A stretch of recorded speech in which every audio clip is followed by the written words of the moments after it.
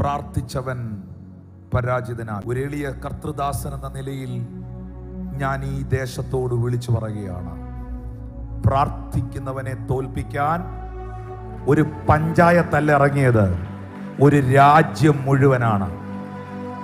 പ്രാർത്ഥിക്കുന്നവനെ തോൽപ്പിക്കാൻ അന്നത്തെ കാലത്ത് ഇറങ്ങിയത് ഒരു പഞ്ചായത്ത് പ്രസിഡന്റും 2 വാർഡ് മെമ്പർമാരും അല്ല, ഒരു രാജ്യം മുഴുവനുമാണ്. ഒരു രാജ്യം മുഴുവനും ഒറ്റക്കെട്ടായി നിന്നിട്ടും പ്രാർത്ഥിച്ചവൻ ഉയർത്തു കയറിപ്പോയെങ്കിൽ ഇന്ന് രാത്രിയിൽ പ്രാർത്ഥിക്ക. നിന്റെ പ്രാർത്ഥന നിർത്തരുത്, നിന്റെ പ്രാർത്ഥന അവസാനിപ്പിക്കരുത്. ഇന്ന് രാത്രി പെസഹാ ദിനത്തിൽ ദൈവത്തിന് ഓർപ്പിക്കുവാനുള്ളത്, നിന്റെ പ്രാർത്ഥന നിർത്തരുത്. എബ്രായർക്കെഴുതിയ ലേഖനം 5-ാം അധ്യായത്തിൽ നിന്ന് ആ വാക്യം ഇന്ന് രാത്രി നമ്മൾ വായിച്ചു. തന്നെ വിടിവിപ്പാൻ കഴിയുന്നവനോട് ഉറച്ച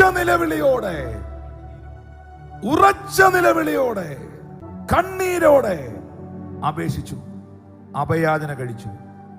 മറുപടി കിട്ടി. കണ്ണുകളടയ്ക്കാം, എഴുന്നേൽക്കാം.